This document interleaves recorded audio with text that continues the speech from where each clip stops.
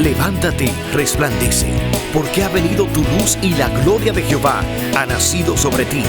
Porque aquí que tinieblas cubrirán la tierra y oscuridad las naciones, mas sobre ti amanecerá Jehová y sobre ti será vista su gloria.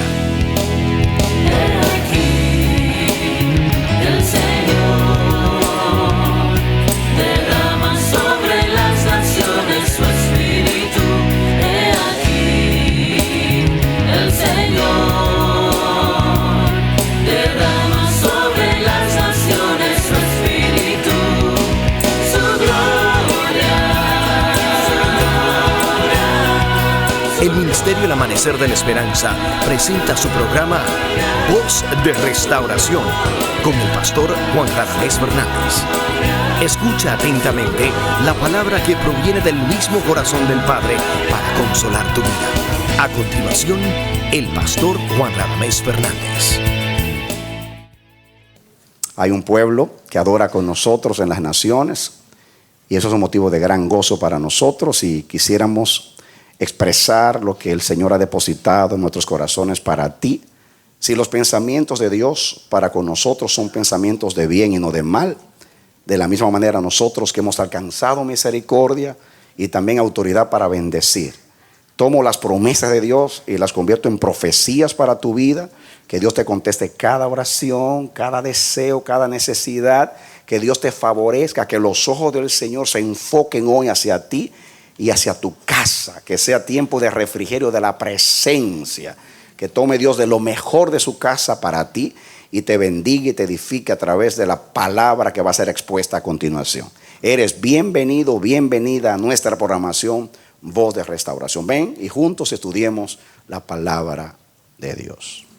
Amados, la porción bíblica de estudio en este día es Hebreos capítulo 9. Leemos el versículo 1 en adelante. Ahora bien, aún el primer pacto tenía ordenanzas de culto y un santuario terrenal, porque el tabernáculo estaba dispuesto así. En la primera parte, llamada el lugar santo, estaban el candelabro, la mesa de los panes de la proposición. Tras el segundo velo estaba la parte del tabernáculo llamada el lugar santísimo, el cual tenía un incensario de oro y el arca del pacto cubierta de oro por todas partes, en la que estaba una urna de oro que contenía el maná y la vara de Aarón que reverdeció y las tablas del pacto. Y sobre ella los querubines de gloria que cubrían el propiciatorio, de las cuales cosas no se puede ahora hablar en detalle. Y así, dispuestas estas cosas, en la primera parte del tabernáculo, entran los sacerdotes continuamente para cumplir los oficios del culto. Pero en la segunda parte, solo el sumo sacerdote una vez al año, no sin sangre, la cual ofrece por sí mismo y por los pecados de ignorancia del pueblo. Dando el Espíritu Santo a entender con esto que aún no se había manifestado el camino al lugar santísimo, entre tanto que la primera parte del tabernáculo estuviese en pie.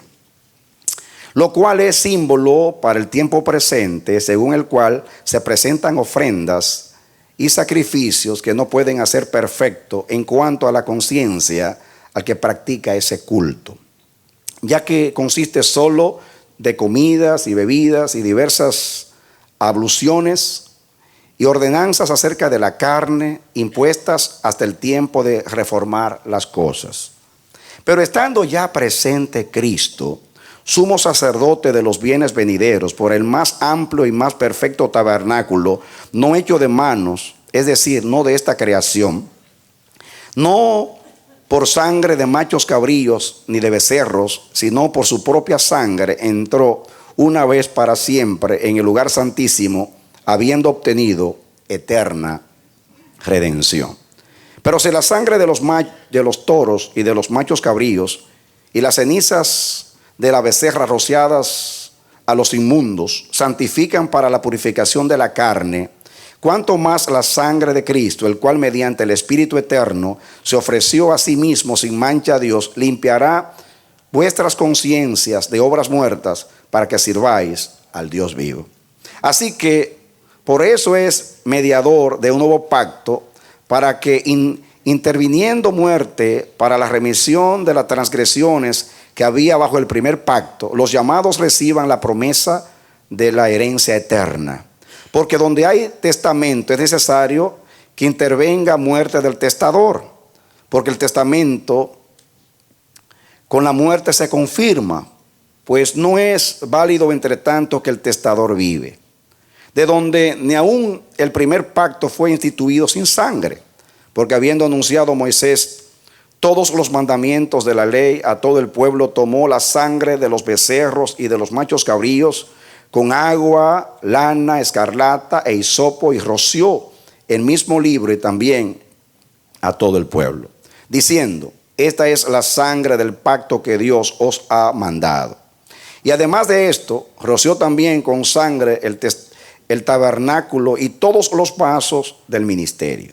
Y casi todo es purificado, según la ley, con sangre. Y sin derramamiento de sangre no se hace remisión. Fue pues necesario que las figuras de las cosas celestiales fuesen purificadas así. Pero las cosas celestiales mismas son mejores sacrificios que estos. Porque no entró Cristo en el santuario hecho de mano, figura del verdadero, sino en el cielo mismo, para presentarse ahora por nosotros ante Dios, y no para ofrecerse muchas veces, como entra el sumo sacerdote en el lugar santísimo cada año con sangre ajena. De otra manera, le hubiera sido necesario padecer muchas veces desde el principio del mundo, pero ahora, en la consumación de los siglos, se presentó una vez y para siempre por el sacrificio de sí mismo, para quitar de en medio el pecado. Y de la manera que está establecido para los hombres que mueran una sola vez y después de esto el juicio, así también Cristo fue ofrecido una sola vez para llevar los pecados de muchos, y aparecerá por segunda vez sin relación con el pecado para salvar a los que le esperan. Denle un aplauso al Señor. Amén.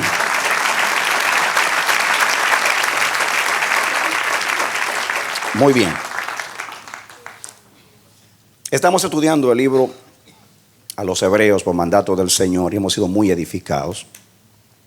Hemos dicho que el propósito del libro era animar y ayudar a los cristianos hebreos del primer siglo, que parece por el contenido de la carta que se estaban deslizando, se estaban apartando del cristianismo, estaban volviendo de nuevo al judaísmo. El escritor, por inspiración del Espíritu, les presenta a estos hermanos que lo que nosotros hemos recibido en Cristo supera a lo que recibieron nuestros padres. Entonces, tenemos un mejor mensajero en Cristo, un mensajero que es superior a los ángeles como mensajeros, superior a los profetas que fueron poderosos mensajeros de Dios, que fueron fieles como siervos, como Moisés. Jesús se nos presenta como el dador de un mejor reposo, mejor sacerdocio, mejor sumo sacerdocio, mejor ministerio, mejor santuario. Gloria a Dios. Mejor pacto, mejores promesas tratamos. Lo último, y ahora vamos a hablar de mejor ofrenda. ¿Cómo es? Mejor ofrenda. Dice el versículo 23, fue pues necesario que las figuras de las cosas celestiales fuesen purificadas así, pero las cosas celestiales mismas son mejores sacrificios que estos. Y para mí este versículo resume todo. Mejores sacrificios. Mejores sacrificios.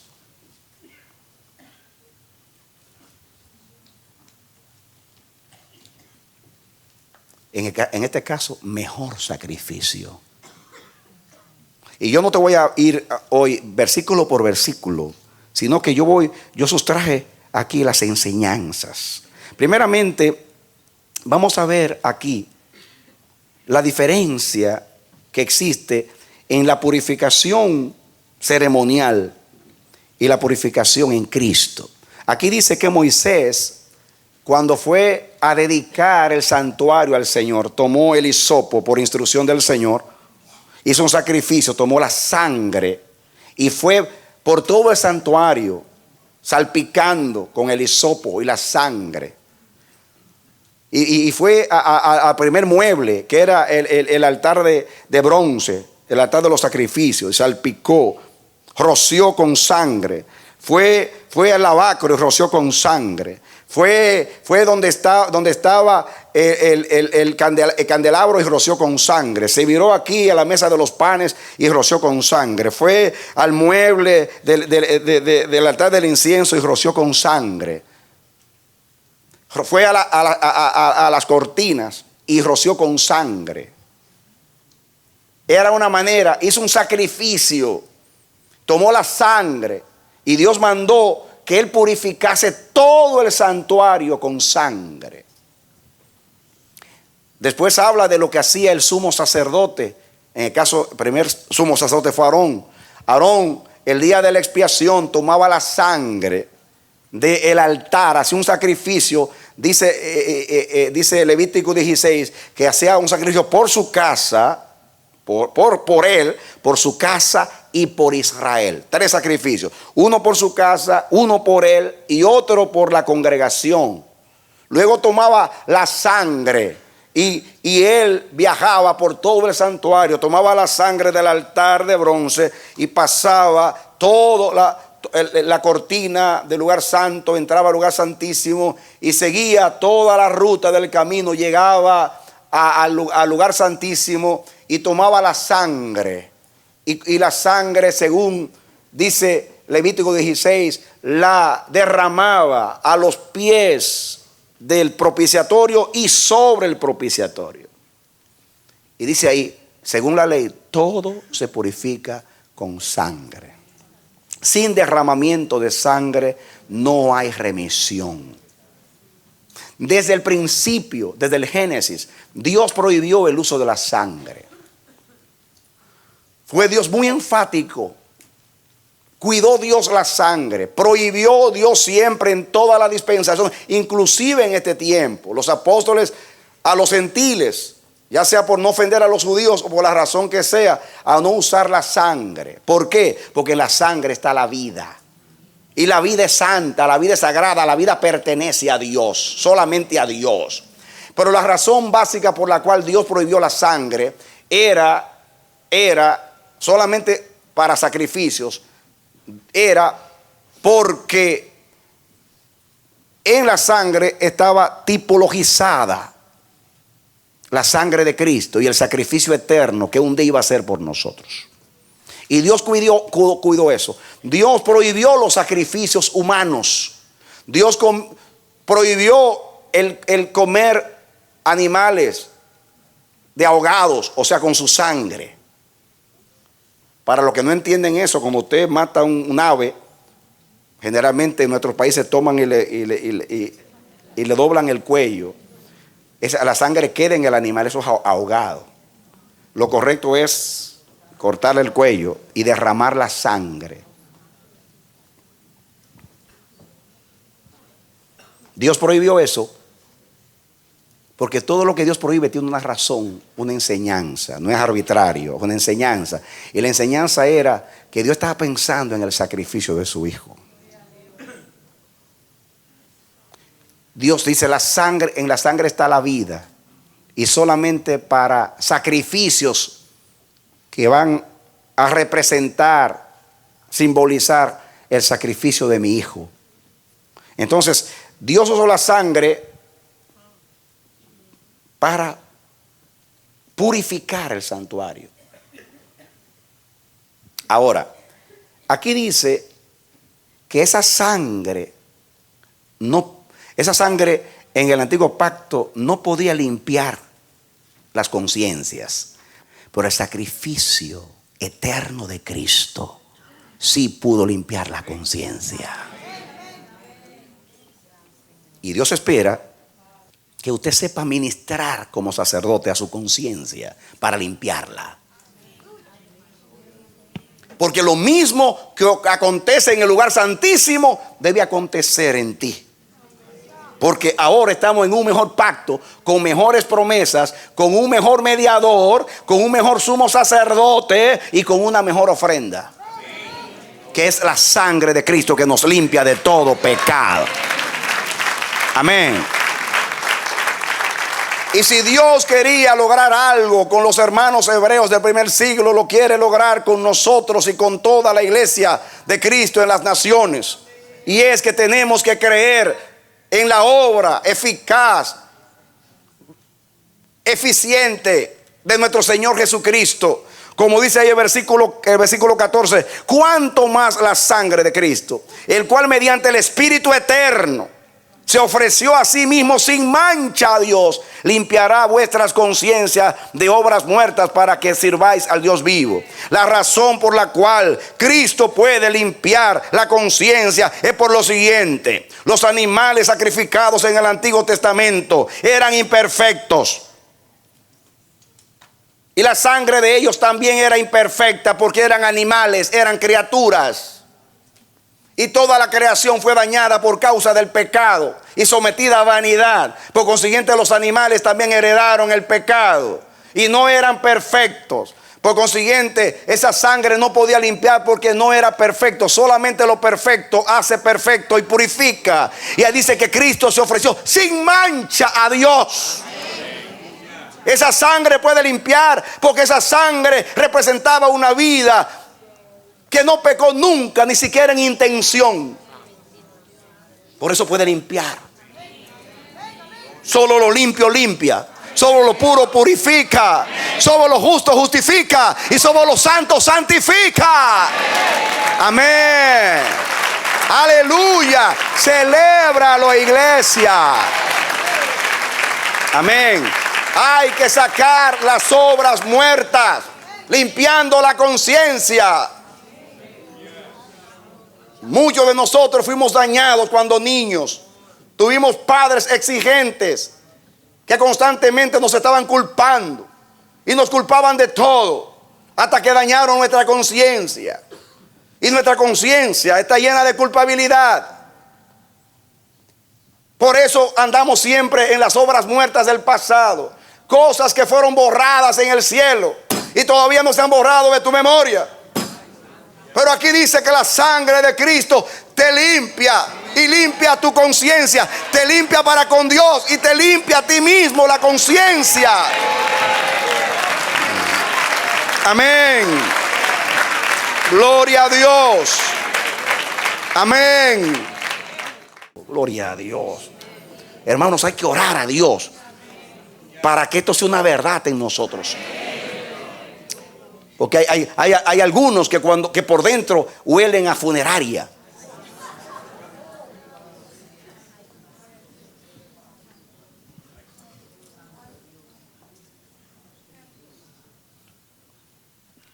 Pablo en Romanos 7 habla de llevar el muerto, hablando del pecado.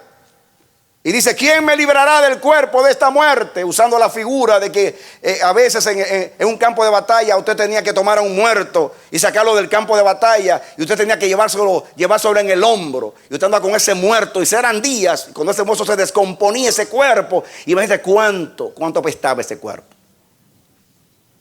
Cuánto malolía ese cuerpo. Ese es el pecado.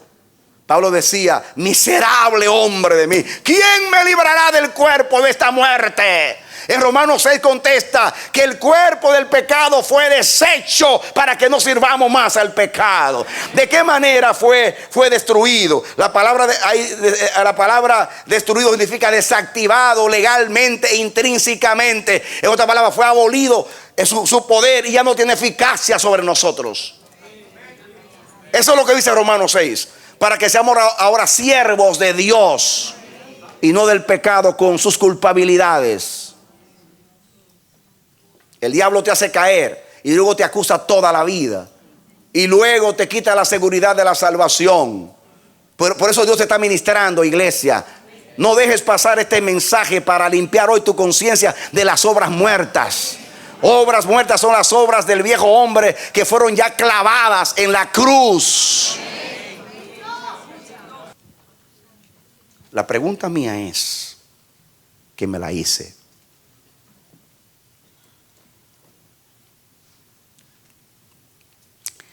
ustedes saben que un pacto es entre dos personas. En este caso entre Dios y nosotros, Dios y el pecador. Se sobreentiende que cuando alguien pecaba era porque falló en el pacto. En el caso de Israel desobedeció. Por eso trae un animal, y a traer animal está reconociendo: yo pequé, yo desobedecí a Dios, yo violé el pacto. Este animal viene en lugar mío, en sustitución mía, a llevar mi culpa. Pero el animal era imperfecto, aunque era una víctima. La sangre del animal no podía limpiar porque era imperfecta, y solamente lo perfecto limpia. Porque solamente era una tipología para representar al Cordero de Dios que iba a venir. Pero la pregunta mía es lo siguiente: si el que falló es el hombre en el pacto, y el que tiene que buscar una solución a su fallo es el hombre, ¿por qué Dios le provee al hombre un sacrificio cuando en realidad no es Dios que debe proveer el sacrificio? Porque no fue Dios el que falló en el pacto, sino el hombre. ¿Me comunico? Cuando cada israelita desobedecía la ley, venía y traía un animal, ponía la mano, le transmitía la culpa. La sangre era derramada en el santuario, contaminaba el santuario, esa sangre basada en el pecado que llevaba. Por eso el día de la expiación había que limpiar el santuario de esas inmundicias. Escúchenme, el hombre lleva un animal en sustitución de él para recibir el perdón de la otra parte en el pacto, que es Dios. Ahora la pregunta mía es: ¿por qué Dios trae ahora un cordero para un sacrificio cuando no fue el que falló? Se sobreentiende que el que falló es el que él provee el sacrificio, no la otra parte que nunca falló. Lo que pasa es que Dios dijo: yo no puedo tener una relación contigo, tú fallaste y para ti no hay solución, ni en ti ni en el animal, porque ninguno de los dos pueden expiar el pecado. Dice Dios: como tú no lo puedes hacer, voy a hacer lo que hice con Abraham. Voy a tomar el carnero que está trabado y lo voy a usar como Jehová Jireh, Jehová el que provee el sacrificio. Amén. Gloria a Dios. Entonces dice Dios: te voy a dar una mejor ofrenda en el nuevo pacto, pero la voy a proveer yo. Tú no puedes darme una ofrenda perfecta. Tú no la tienes. Ni tú ni el animal sacrificado pueden darme expiación, perdón total para el pecado y cumplimiento de la justicia. Así que voy a tomar un cordero. Lo voy a tener 33 años viviendo sin pecado, para luego tomar esa vida inmaculada y la voy a sacrificar para que haya verdadera expiación por el pecado. Pero fíjense ustedes, mis hermanos, dice el versículo 22: y casi todo es purificado según la ley con sangre, y sin derramamiento de sangre no se hace remisión.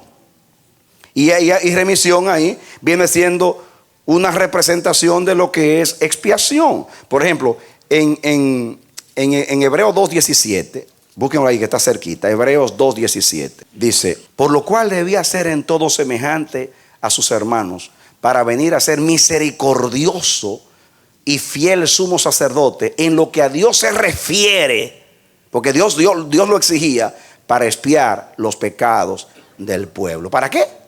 Para expiar los pecados del pueblo. Eso es lo que hace una ofrenda: expiar el pecado. Por eso estamos hablando de una mejor ofrenda. Y eso es lo que dice, que la ofrenda del nuevo pacto es superior a las ofrendas del antiguo pacto. Y por eso estamos hablando de la ofrenda de la sangre de Cristo, la expiación. Y es interesante. Yo quiero que usted ahora, mi hermano, usted ponga algo en la Biblia aquí. Vamos a estudiar algo muy importante ahora.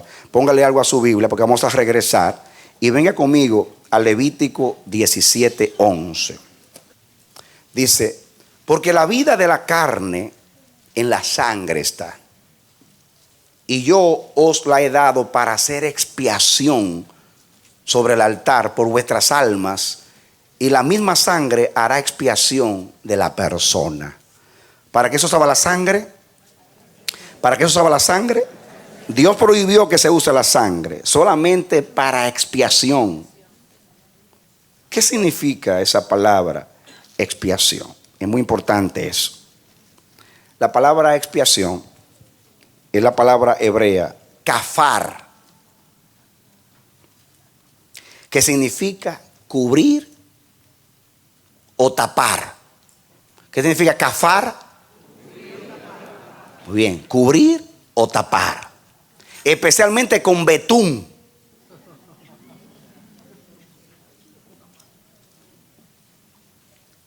Esta palabra procede un vocablo que todavía los usan los árabes. Ustedes saben que hay una relación entre el idioma de los árabes y el idioma de los hebreos. Es una palabra que significa kefer. En hebreo es la palabra kaper. De ahí viene la palabra Capernaum. Capernaum. Ustedes saben que cuando yo digo kafar, si ustedes lo transcriben, kafar, en realidad es K-A-T-H-A-R. Cuando se transcribe es una F, pero tiene una P en hebreo. Kafar. Por eso ahí dice Caper. Capernaum, que significa la aldea de Nahum. Porque también la palabra kafar significa aldea. Pero escuche, no una aldea cualquiera, una aldea protegida por murallas. Mira la idea de la palabra expiación, para que entendamos un poquito. Proteger, como una aldea. Proteger. Cubrir. Muy bien. Esa es la idea. Ahora, yo quiero que ustedes vean algunas cosas aquí y quiero que ustedes estudiemos un poquito. Vengan conmigo al libro del Génesis ahora. Y vamos a ver cómo se usaba la palabra kafar. Génesis capítulo 6. Dice versículo 14. Aquí en este versículo se usa tanto el verbo como el sustantivo. Kafar. Dice el versículo 14. Génesis 6, 14. Dios le dijo a Noé: hazte un arca de madera de gofer. Harás aposentos en el arca y la calafatearás con brea por dentro y por fuera. Esa palabra calafatear, esa es la palabra kafar, y brea también es kafar. Aquí está como verbo y como sustantivo, pero ambas palabras significan cubrir, especialmente con betún. ¿Por qué? Porque Dios le dijo a él que ustedes saben que al arca la va a calafatear con brea. Significa sellarla para que el agua no entre. Ustedes saben que iba a resistir un diluvio donde las cataratas de los cielos, las cataratas de los abismos iban a ser abiertas. Y esa arca tenía que resistir esa catástrofe. Y Dios entonces dice: para protegerla, para cubrirla. Entonces, yo quiero que tú uses la brea, kafar.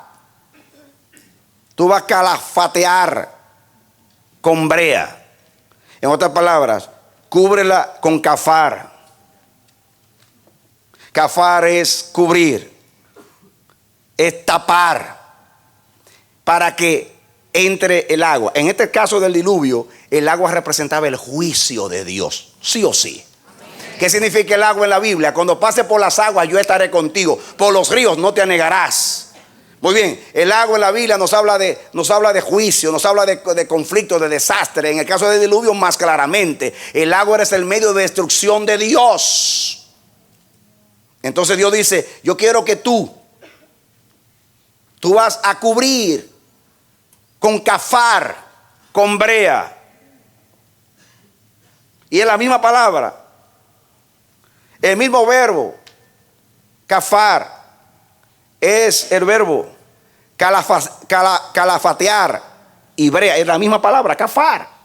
Cúbrela con brea para que los juicios o el juicio de la destrucción no entre al arca, porque en el arca están aquellos que yo voy a expiar, que yo voy a proteger.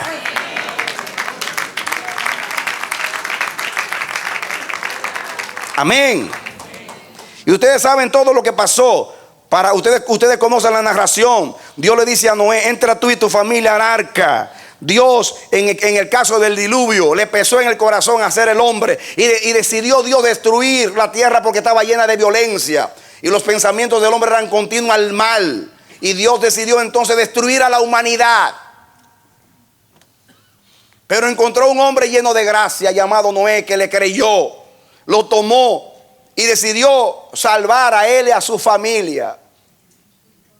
Y si lo analizamos en último análisis, el arca fue el medio de salvación, sí o sí. Amén. El arca era el instrumento de la expiación, porque era lo que iba a proteger, a cubrir, a tapar herméticamente. Por eso ponle hebrea, para que no entre una gota de agua y nada que sea juicio entre. Y yo, a través del arca, voy a preservar del juicio a los que yo decidí salvar.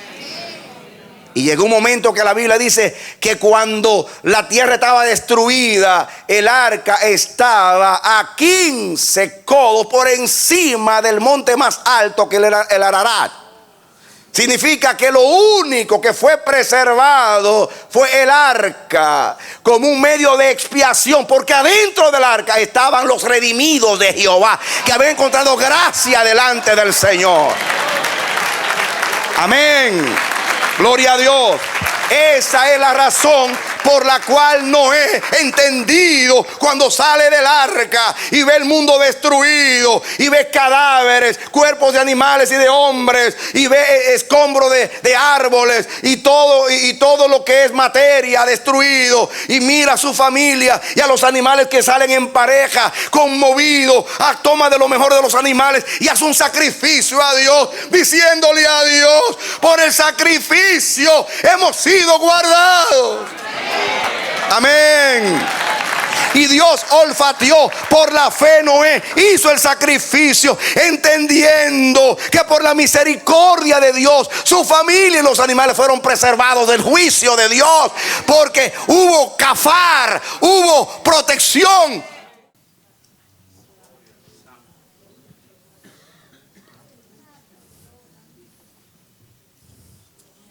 Entonces, eso es lo que Dios ha hecho en Cristo Jesús.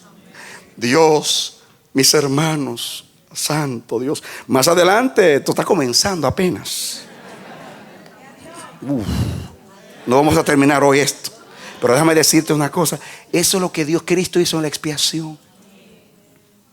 La expiación es un tipo de un arca.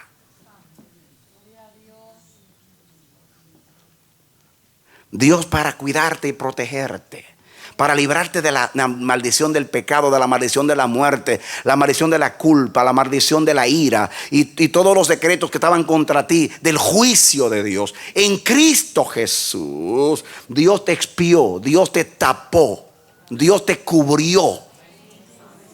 Cubrió tus faltas, cubrió tus pecados, cubrió tus vergüenzas. Déjame decirte una cosa muy interesantísima que Dios me reveló mientras estudiaba esto. Ustedes saben que, escuchen esto, siguen con la palabra cafar, cubrir, tapar. Ustedes saben que cuando la serpiente tentó a Eva, se enredó en el árbol. Y enredada en el árbol, sedujo a Eva. Y le dijo: con que Dios os ha dicho, no comáis de ningún árbol del huerto. Y Eva cometió el error de entrar en diálogo. Y dice Eva: no, Dios nos dijo eso, todo lo contrario, podemos comer de todos los árboles menos de ese. Y el diablo le lanza el dardo: no moriréis. Bien sabe Dios que el día que coman serán abiertos vuestros ojos y seré como Dios, sabiendo el bien y el mal. Y la serpiente, enredada en el árbol, desde el árbol, le declara, le lanza el dardo para sacarla de la voluntad de Dios. ¿Qué sucede? Cuando Dios viene a demandarle al hombre y llega a Dios al Edén a llamar a Adán. Adán, Adán, ¿dónde tú estás? Él está escondido detrás de un árbol. Detrás de un árbol. Y dice Dios, ¿quién te dijo que tú estabas desnudo? La mujer que me diste. Él estaba detrás tratando de ocultar su vergüenza y su pecado. Desde entonces siempre ha sido la tendencia del hombre cubrirse. Por eso se puso hojas de higuera para taparse. En otras palabras, estaba tratando de expiarse a sí mismo los pecados, tapándose. Dice Dios, Adán, quítate esas benditas hojas, tira eso. Y mató un animal, tomó la piel del animal y cubrió su vergüenza. Diga expiación, kafara. Le tapó la vergüenza. Cubrió su vergüenza con la sangre de un animal, o sea, con la piel de un animal inocente que sustituyó a Adán.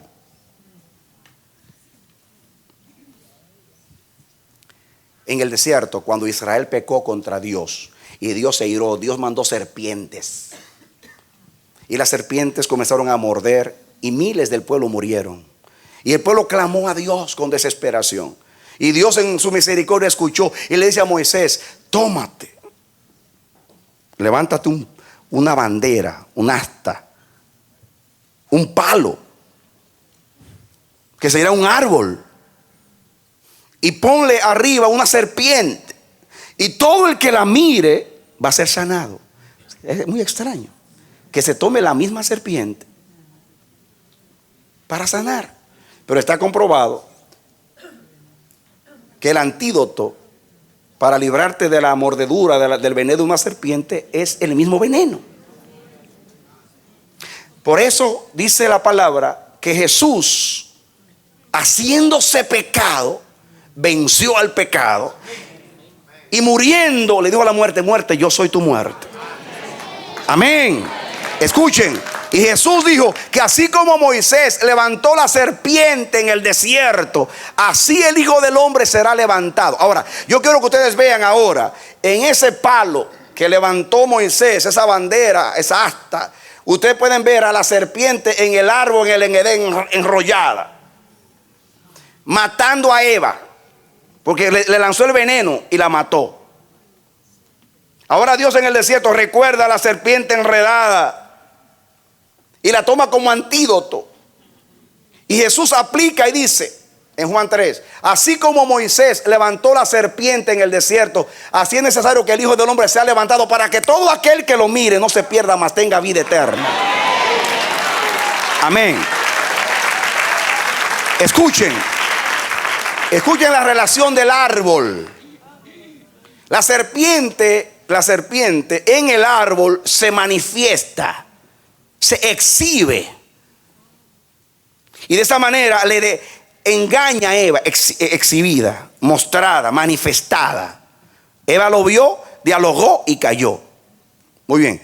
Adán, para contrarrestar el pecado que fue introducido por la serpiente, se esconde su desnudez en hojas de higuera y huye de Dios escondiéndose detrás de un árbol, cafar, para esconderse y protegerse. En el primer acto Dios le quita las hojas y lo cubre con piel de un animal sacrificado, hablándole de Cristo, de la expiación. Escuchen, en la cruz del Calvario, miren ustedes lo que hace Dios. En la cruz del Calvario, Jesús, que llega a hacerse pecado, que representa a esa serpiente. Él no era serpiente, no, en él hubo pecado, pero él representaba el pecado y fue exhibido como pecado. ¿Cómo mostró Dios a Cristo en la cruz? Desnudo en la cruz. Ese pañito que le ponen ustedes ahí, eso no existe. Los romanos, para avergonzar a los reos, lo desnudaban públicamente. Así que Él mostró a Cristo desnudo en la cruz. Escuchen, Cristo desnudo en la cruz para poderte tapar a ti.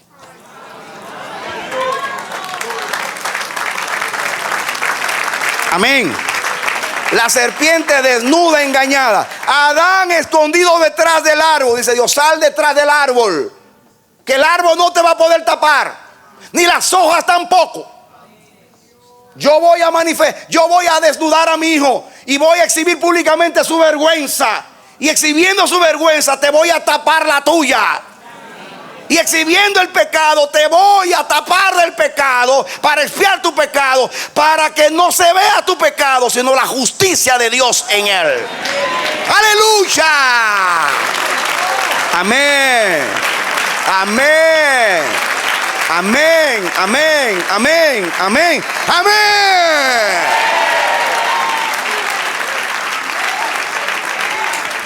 Right now you are ready. Follow me. Ahora tú estás listo. Ven conmigo al Salmo 32. Hasta inglés estoy hablando hoy. Gloria a Dios. Salmo 32.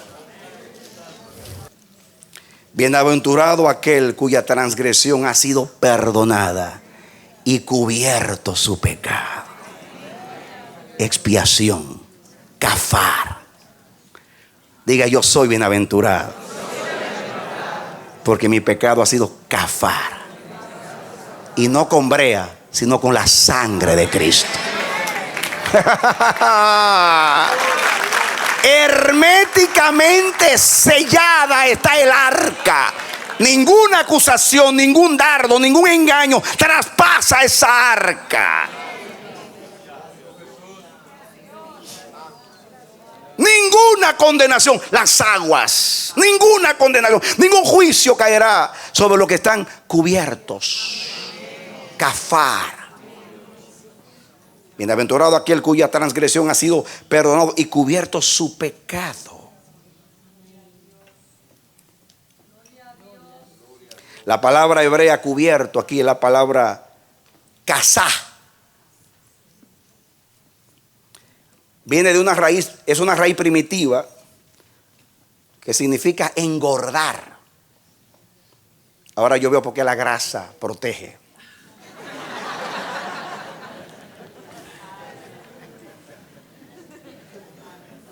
Engordar.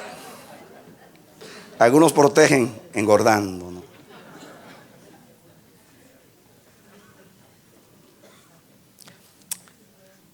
Significa llenar vacíos. Cuando te llena un vacío te está protegiendo, cubriendo. Y por implicación significa cubrir, por implicación. Y la manera que significa cubrir es por ropa o secreto. Por ropa o secreto. Cuando piensan en ropa, piensan en el manto de Cristo que te cubre. Yo leí una historia que en el 1800 tanto, al final del siglo XVIII, siglo XIX sería, ¿no? 1800 tanto al terminar. Ustedes saben que hubo guerras entre Estados Unidos y España para liberar a Cuba y a Puerto Rico. En esas guerras hubo una situación acusaron falsamente a un ciudadano inglés y lo juzgaron y lo encontraron culpable y lo iban a fusilar los españoles. Lo tenían listo para ser fusilado. Entonces hubo personas, amigas, que sabían que él era inocente y comenzaron a trabajar en la embajada británica, mostrando que él era inocente. Entonces ya no había tiempo, ya estaba todo. Prepárense, apunten. Y cuando iba así fuego, vino el embajador inglés y le tiró la bandera de Inglaterra encima a este hombre. Y cuando iban, se pararon, porque no iban a disparar sobre la bandera del Imperio Británico. Y eso salvó la vida de aquel hombre. Así hace Cristo. Cuando el diablo va a disparar contra ti, te tira el manto y te cubre. Amén. Ninguna condenación hay para los que están en Cristo Jesús. El Dios le dice al diablo: atrévete a disparar contra este. No puedes acusarlo. Su bandera sobre mí es amor. Aleluya. Amén. Su bandera sobre mí es amor. Bienaventurado el hombre a quien Dios le tira el manto encima. El manto Jehová Siqueno, Jehová nuestra justicia. Entonces, la palabra casá, cubierto, en el Salmo 32 significa por implicación cubrir, pero de ropa o secreto. Secreto significa que lo que tú hiciste está entre el Padre y el Hijo. Olvidado el secreto. Aquí no se habla de los secretos de aquellos que han sido limpiados, cubiertos y arropados con el manto.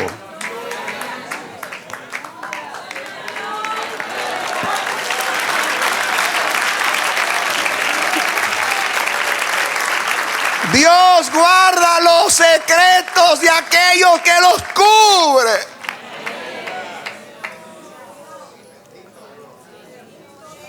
El diablo desnuda, Dios cubre. Dios viste de justicia. Bienaventurado el varón a quien Jehová perdona. ¿Y qué dice ahí? Bienaventurado aquel cuya transgresión ha sido perdonada y cubierto su pecado. Bienaventurado el hombre a quien Jehová no culpa de iniquidad. No culpa. Ninguna condenación hay para los que están en Cristo Jesús. No culpa, porque le saca la culpa aún de la conciencia por la sangre de Jesucristo, y en cuyo espíritu no hay engaño, porque hay un verdadero arrepentimiento en ese corazón. No anda buscando el perdón para la exoneración y para luego seguir igual. No, está arrepentido de verdad. Y escuchen lo que dice. Síganme. Mientras callé, se envejecieron mis huesos. En otras palabras, cuando yo guardé mi pecado, porque yo no quería ser avergonzado y me escondí detrás del árbol para cubrirme yo, que es lo que hacemos nosotros por la vergüenza, que no queremos confesar nuestros pecados, para que no vean que somos débiles, que somos flacos, y nos escondemos detrás en el árbol. Es un error humano y todos lo hacemos, sin excepción, porque es una herencia adánica escondernos. Nos da vergüenza que sepan quiénes somos. Pero el que sabe quiénes somos te dice: quítate las hojitas de higuera, sal detrás del árbol. No te vas a cubrir con ese árbol. De mí no te puedes cubrir. Sal detrás del árbol. Mientras callé, envejecieron mis huesos. ¿Cuántos saben ustedes que los secretos guardados en tu corazón carcomen los huesos? Culpabilidad, tristeza. En cambio, Dios te guarda los secretos. Yo prefiero que los guarde Dios y no guardarlos yo. Aleluya. Porque no hay nada oculto que no venga a la luz. Eso es lo que está diciendo. Bienaventurado del hombre a quien Jehová no le exhibe el pecado públicamente, sino que lo esconde y le guarda el secreto. ¿Cuántas personas han cometido tremendos pecados y nadie nunca lo ha sabido y están en paz con Dios? ¿Por qué? Porque no lo guardaron. Fueron donde Dios: Señor, te pequé, fallé contra ti, perdóname. Con un corazón sincero, dice ahí. David dice: mientras yo lo guardé el secreto, eso me estaba carcomiendo por dentro. Era como una gangrena, me estaba consumiendo. Yo no era feliz, no tenía paz, no tenía libertad para ministrar, no tenía libertad para cantar, no tenía libertad para nada. Me relacionaba contigo y estaba cohibido. Saca mi alma de la cárcel y podré adorarte. El que encubre sus pecados no prosperará, pero el que lo confiese esa parte alcanzará misericordia. Miren lo que dice. Escuchen: mientras callé, se envejecieron mis huesos, en mi gemir todo el día, porque de día y de noche se agravó sobre mí tu mano. Se volvió mi verdor en sequedades de verano. Quiere decir, mi campo verde, lindo, bonito, se volvió seco como un desierto. El pecado seca, carcome los huesos, mis hermanos, destruye por dentro. Cuando el cubrir significa que te tira el manto de la ropa y te guarda el secreto. Si usted no quiere que nadie lo sepa, confiésaselo a Dios y apártese. Y Dios se encarga de guardarle el secreto. Pero cuando nos metemos detrás del árbol y con las hojitas de higuera, no tenemos paz. Tenemos los ojitos así. Ahorita la gente cuando oculta algo que no te puede ver de la cara, siempre están con los ojitos así. Santo Dios. Yo conozco personas que nunca me di cuenta que eran así, hasta que después me di cuenta lo que eran. Y me di cuenta que cuando cierro los ojos y los veo, siempre veía que miraban con los ojitos, que era para allá y para acá, para allá y para acá, y no lo fijaban. Que oculta algo, siempre tiene los ojitos, porque los ojos son un espejo de la mente y del corazón. Ay, ay, ay. Del corazón mana la vida y los ojos guardan, porque la lámpara del cuerpo, de la vida, son los ojos.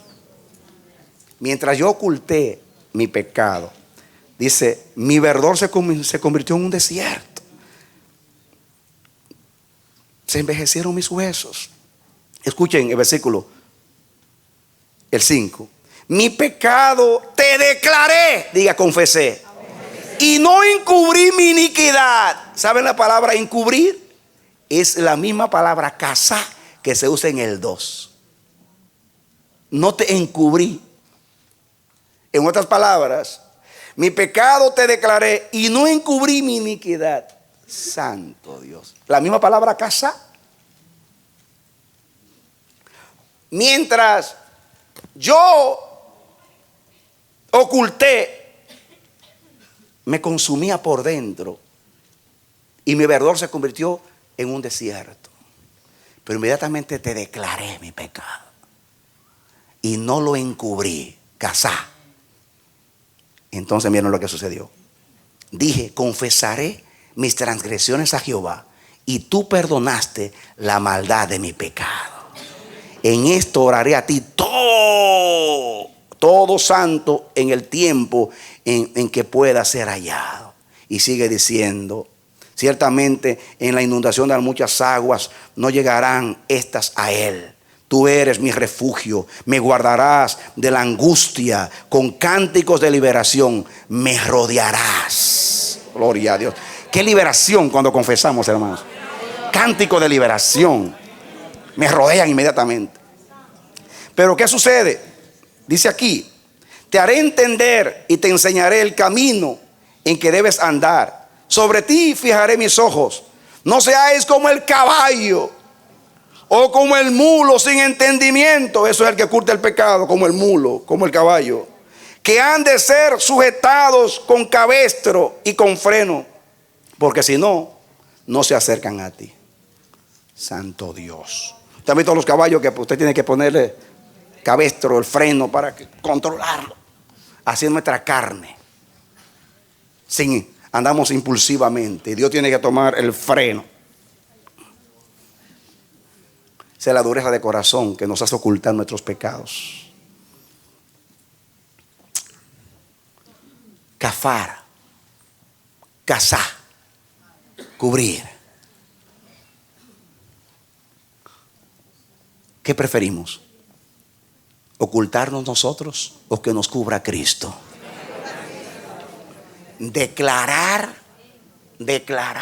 Cuando yo confieso aquí, Jesús me confiesa al lado del Padre.